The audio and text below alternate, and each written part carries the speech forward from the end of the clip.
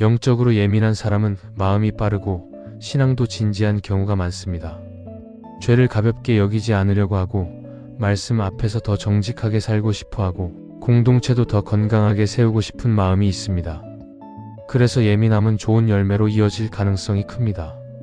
그런데 그 예민함이 어느 순간부터는 힘이 아니라 짐이 될 때가 있습니다. 마음이 계속 긴장하고 머릿속은 늘 바쁘고 작은 흔들림에도 크게 반응하면서 쉽게 지치는 것입니다. 이때 중요한 것은 예민함이 부족해서 지치는 것이 아니라 예민함을 관리하는 방식이 어긋나서 지칠 수 있다는 점입니다. 하나님은 우리를 깨어있게 하시지만 동시에 쉬게도 하시는 분입니다.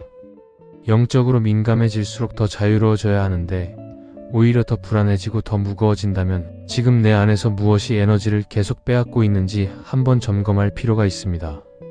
오늘은 영적으로 예민한 사람이 쉽게 지치는 4가지 이유를 함께 살펴보려고 합니다. 첫째, 죄를 미워하다가 자신을 계속 정죄할 때 지칠 수 있습니다. 영적으로 예민한 사람은 죄에 대한 불편함이 큽니다.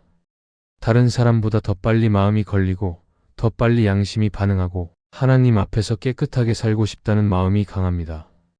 그래서 작은 말 한마디도 돌아보게 되고 내 안에 올라오는 생각 하나도 그냥 넘기지 않으려고 합니다. 이런 민감함은 분명 귀한 것입니다.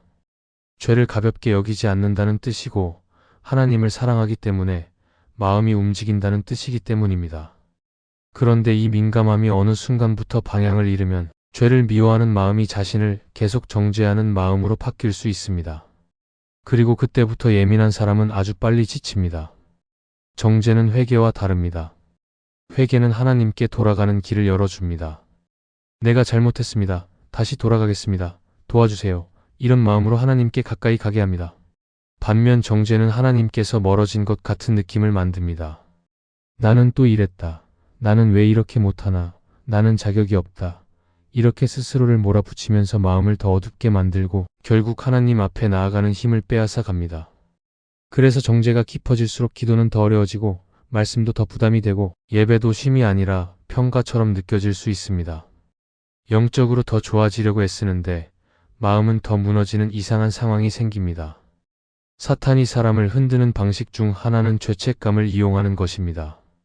죄를 깨닫게 하는 것은 성령의 역사일 수 있지만 그 깨달음을 절망으로 몰고 가는 것은 다른 방향일 수 있습니다. 성령께서 주시는 책망은 길이 있습니다.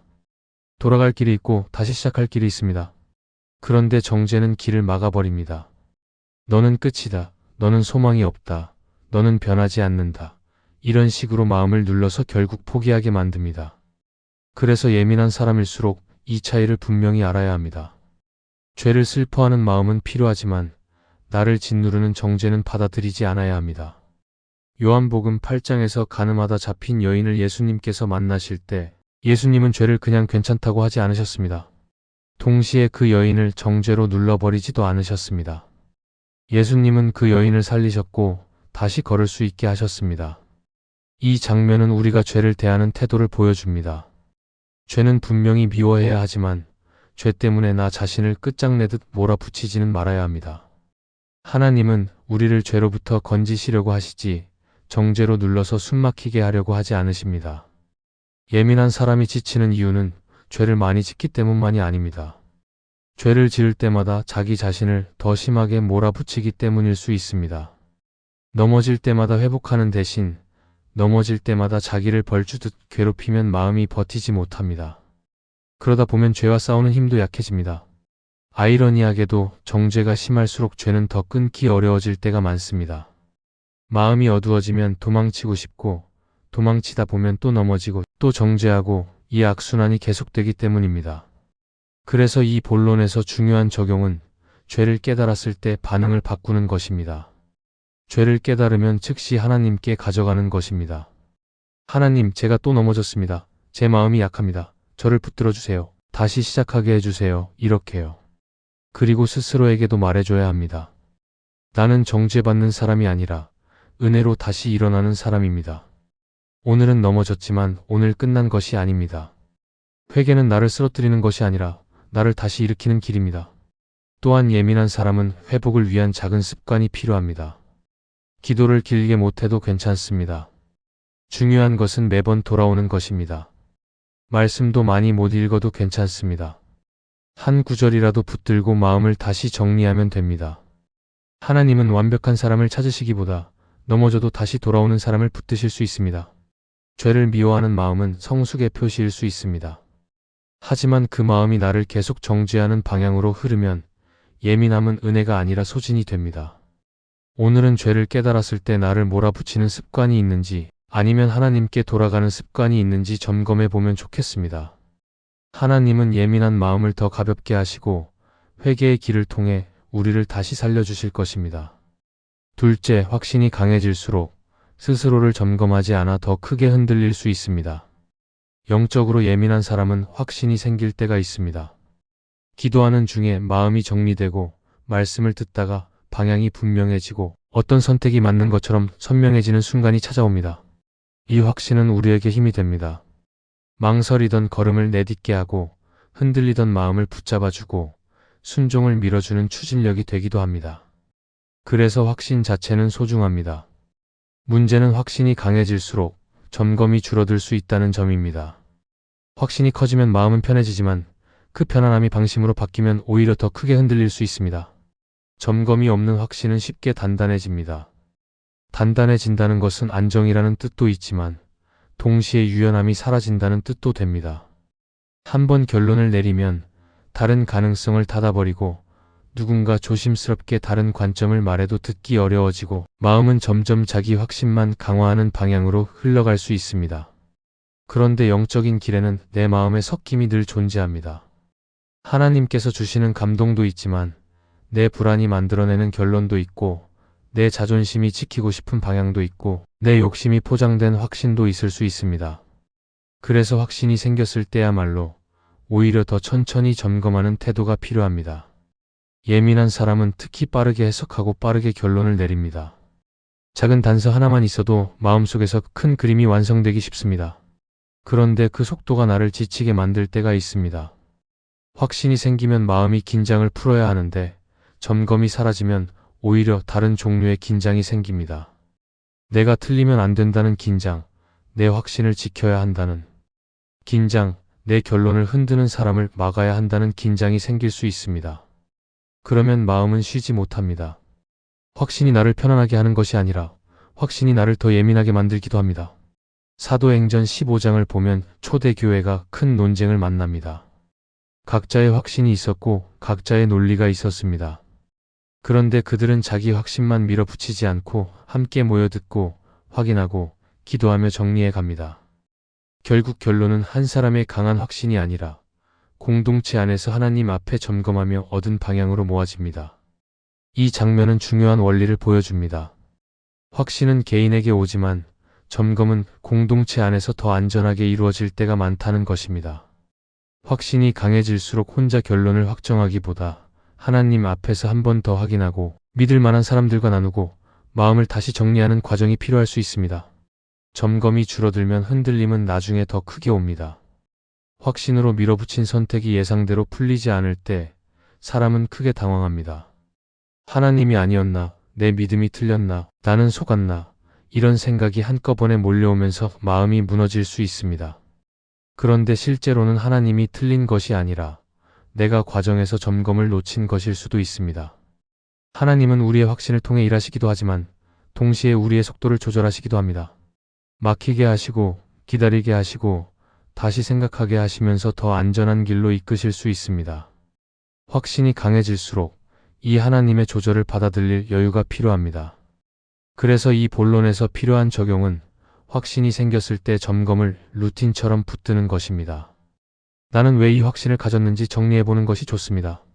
감정이 뜨거워서인지, 말씀의 내용이 분명해서인지, 두려움을 빨리 끝내고 싶어서인지, 인정받고 싶은 마음이 섞였는지 이런 것을 솔직하게 살펴보는 것입니다. 그리고 열매도 확인해 볼 수 있습니다. 이 확신이 나를 더 겸손하게 만드는지 아니면 더 날카롭게 만드는지, 이 확신이 관계를 살리는지 아니면 관계를 끊어내는지, 이 확신이 하나님께 더 묻게 만드는지 아니면 묻지 않게 만드는지, 이런 기준은 확신의 방향을 점검하는 데 도움이 됩니다. 확신은 소중하지만 점검이 없는 확신은 예민한 사람을 더 쉽게 지치게 할 수 있습니다. 마음을 계속 긴장시키고 관계를 거칠게 만들고 막히는 순간 더 크게 흔들리게 만들기 때문입니다. 오늘은 내 확신이 커질수록 점검이 사라지는 습관이 있는지 돌아보면 좋겠습니다. 하나님은 확신만 주시는 분이 아니라 그 확신이 안전하도록 우리 마음을 천천히 다듬어 주실 수 있습니다. 셋째, 공동체를 지키는 것을 혼자 감당하려고 할 때 지칠 수 있습니다.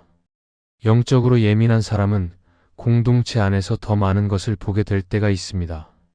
분위기가 흐려지는 것도 느끼고 누군가 상처받은 것도 눈에 들어오고 작은 균열이 커질 조짐도 빨리 알아차립니다. 그래서 마음이 이렇게 움직이기 쉽습니다. 내가 더 기도해야 한다. 내가 더 챙겨야 한다. 내가 놓치면 공동체가 흔들릴 수 있다. 이런 마음입니다. 이 마음 자체는 책임감이고 사랑일 수 있습니다. 그런데 그 사랑이 혼자 감당하는 방식으로 굳어지면 예민한 사람은 정말 빨리 지칩니다. 혼자 감당하는 마음은 겉으로는 헌신처럼 보이지만 속에서는 긴장과 부담이 계속 쌓입니다. 누군가가 넘어지면 내가 막아야 할 것 같고, 갈등이 생기면 내가 해결해야 할 것 같고, 분위기가 무거우면 내가 끌어올려야 할 것 같은 압박이 생깁니다. 그러다 보면 마음이 쉬지 못합니다. 예배를 드려도 머릿속은 계속 사람 생각을 하고, 기도하면서도 누가 흔들릴까 걱정이 올라오고, 결국 하나님을 바라보는 시간마저 책임감에 눌릴 수 있습니다. 이렇게 되면 공동체를 살리려고 하는데 정작 내 마음이 먼저 마르고 기쁨이 먼저 사라지기 쉽습니다. 출애굽기 18장에서 모세가 백성의 모든 문제를 혼자 맡아 판단하던 장면이 나옵니다. 모세는 아침부터 저녁까지 계속 서서 사람들의 일을 처리합니다. 그 모습을 본 장인 이드로가 말합니다. 그렇게 하면 모세도 지치고 백성도 지친다고요. 그래서 이드로는 모세에게 모든 짐을 혼자 지지 말고 사람을 세우고 역할을 나누라고 권합니다. 모세가 무책임해서가 아니라 너무 책임감이 컸기 때문에 생긴 문제였습니다. 이 장면이 우리에게 주는 메시지는 분명합니다. 공동체를 세우는 일은 혼자 끌고 가는 일이 아니라 함께 나누며 가는 일이라는 점입니다. 하나님은 한 사람의 어깨에 공동체 전체를 올려놓지 않으실 수 있습니다. 영적으로 예민한 사람이 혼자 감당하려고 할 때 또 하나 조심해야 할 것이 있습니다. 내 마음속에서 내가 있어야 돌아간다는 생각이 자라나는 것입니다. 겉으로는 겸손한 척해도 속으로는 내가 빠지면 안 된다는 마음이 커질 수 있습니다. 그런데 그 생각은 나를 더 무겁게 만들고 동시에 다른 사람들의 자리도 빼앗을 수 있습니다. 공동체에는 각자의 은사와 역할이 있고 하나님은 그 다양함을 통해 공동체를 지키십니다. 내가 다 해야 한다는 마음은 결국 나를 지치게 하고 다른 사람들의 성장을 막을 수도 있습니다. 그래서 이 지점에서 필요한 적용은 의외로 단순합니다. 먼저 혼자 끌어안고 있는 짐을 하나님께 내려놓는 것입니다. 하나님, 제가 다 책임지려는 마음이 큽니다. 제가 두려워서 끌어안고 있습니다. 저를 쉬게 해주세요. 이렇게 정직하게 맡기는 기도가 필요합니다. 그리고 믿을 만한 동역자에게 나누는 것도 중요합니다. 내가 요즘 너무 부담이 큽니다. 같이 기도해주면 좋겠습니다. 이 부분은 함께 지혜를 모으고 싶습니다. 이런 한 문장이 혼자 감당하는 구조를 깨뜨릴 수 있습니다. 또한 역할을 정리하는 것도 도움이 됩니다. 모든 문제를 다 해결하려고 하기보다 내가 해야 할 몫과 내가 내려놓아야 할 몫을 구분하는 것입니다. 그 구분이 생기면 마음의 긴장이 줄고 기도의 자리도 다시 쉼이 될 수 있습니다. 공동체를 사랑하는 마음은 귀합니다. 다만 그 사랑이 혼자 버티는 방식으로 흐를 때 예민한 사람은 금방 바닥이 납니다. 하나님은 한 사람의 불타는 열심으로 공동체를 붙드시는 분이 아니라 함께 기대고 함께 서는 믿음으로 공동체를 세우실 수 있습니다. 오늘은 내 어깨에 너무 많은 것을 올려두고 있는지, 내려놓고 나눌 것이 있는지 조용히 점검해 보면 좋겠습니다. 넷째, 작은 흔들림도 놓치지 않으려 할 때 마음이 쉬지 못합니다. 영적으로 예민한 사람은 작은 변화에도 마음이 빨리 반응합니다. 말 한마디의 뉘앙스, 예배 분위기의 흐름, 내 마음에 올라오는 미세한 불안, 기도할 때 느껴지는 작은 답답함까지도 그냥 지나치지 않습니다. 이런 민감함은 한편으로는 귀합니다. 무뎌지지 않으려는 마음이 있고 하나님 앞에서 깨어 있으려는 마음이 있기 때문입니다. 그런데 이 민감함이 어느 순간부터는 쉼을 빼앗아 가기도 합니다. 작은 흔들림까지 다 붙잡고 분석하려고 하면 마음이 잠잠해질 시간이 사라지기 때문입니다. 예민한 사람은 흔들림이 오면 바로 의미를 붙입니다. 지금 이 불안은 영적 공격일까? 지금 이 답답함은 내가 잘못 가는 신호일까? 오늘 기도가 잘 안 되는 것은 하나님이 멀어진 것일까? 이런 해석이 빠르게 돌아갑니다. 문제는 그 해석이 계속 이어질수록 마음이 쉬지 못한다는 점입니다. 몸은 침대에 누워 있어도 마음은 계속 뛰고 있고, 하루가 끝나도 머릿속은 계속 생각 중이고, 잠깐 쉬어야 할 순간에도 마음은 경계태세를 풀지 못합니다. 그러면 결국 예민함이 분별이 아니라 과부하로 바뀝니다. 그리고 과부하가 오면 오히려 정말 중요한 신호를 놓치게 될 때도 있습니다. 늘 긴장한 상태에서는 마음이 정확하게 느끼기보다 그냥 예민하게 반응하기 때문입니다. 시편 131편에서 다윗은 자기 마음을 젖된 아이처럼 고요하게 했다고 말합니다.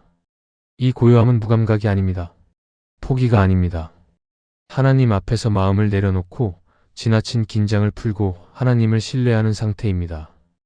예민한 사람에게 필요한 것이 바로 이 고요함일 수 있습니다. 모든 흔들림을 다 붙잡아야만 신앙이 지켜지는 것이 아니라 하나님께 맡기며 고요해질 때 신앙이 더 건강해질 수 있기 때문입니다. 팀 켈러는 그의 책 기도에서 이렇게 말합니다. 기도는 하나님을 통제하려는 도구가 아니라 하나님께 의지하도록 우리를 바꾸는 과정이다. 작은 흔들림을 놓치지 않으려는 마음속에는 통제하고 싶은 마음이 섞일 때가 많습니다.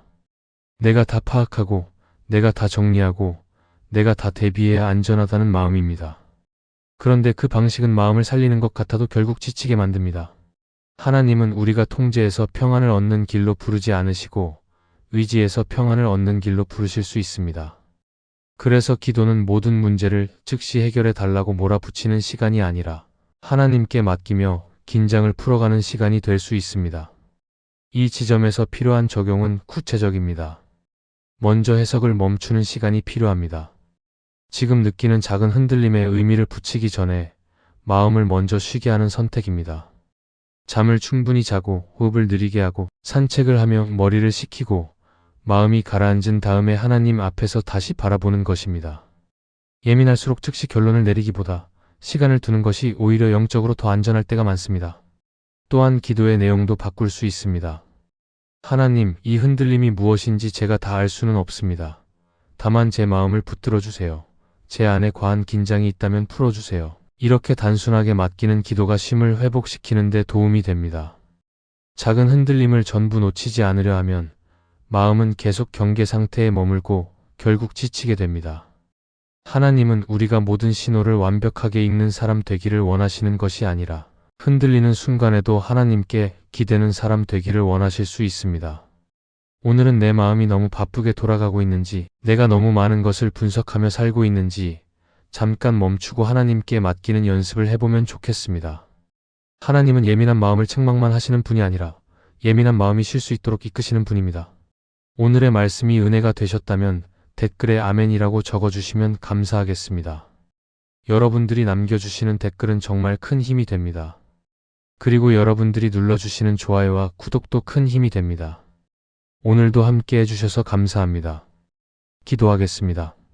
하나님, 마음이 예민할수록 더 깨어있으려 애쓰다가도 어느 순간 불안과 긴장에 붙잡혀 지칠 때가 있는데 그 순간에도 주님이 나를 놓지 않으신다는 사실로 마음을 다시 쉬게 해주실 것을 믿습니다.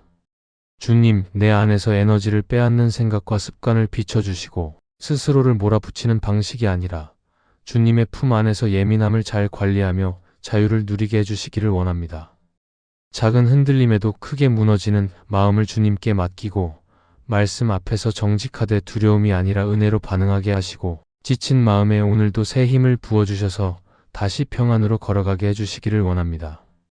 내 속도가 아니라 주님의 인도에 맞춰 살아가기로 다짐하며 예수님의 이름으로 기도합니다. 아멘.